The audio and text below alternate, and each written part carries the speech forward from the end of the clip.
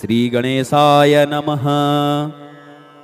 अथ श्री लक्ष्मीनारायणस्तोत्रम्। ॐ श्रीनिवास जगन्नाथ श्रीहरे भक्तवत्सल लक्ष्मीपते नमस्तुभ्यं त्राहि मां भवसागरात्। राधारमण गोविंद भक्तकाम प्रपूरक नारायण नमस्तुभ्यं त्राहि मां भवसागरात्।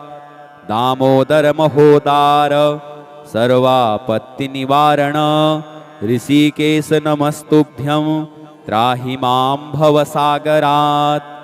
गरुडध्वज वैकुंठ निवासिन केशवाच्युत जनार्दन नमस्तुभ्यं त्राहि मां भवसागरात्। शंख चक्र गदा पद्म धर श्रीवत्सलांछन मेघश्याम नमस्तुभ्यं त्राहि मां भवसागरात्। त्वं माता त्वं पिता बन्धुः सद्गुरुस्त्वं दयानिधिः त्वत्तोऽन्योन्यपरो देवस्त्राहि मां भवसागरात्।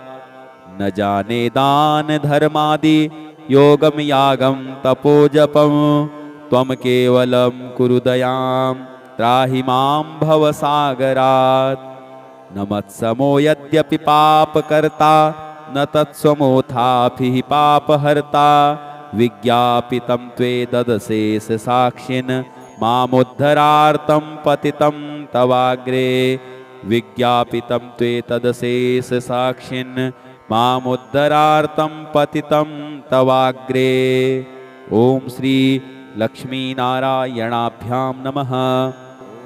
इति श्री वासुदेवानंद सरस्वती विरचितं श्री लक्ष्मीनारायण स्तोत्रम्। श्री विष्णवे नमः। ओम।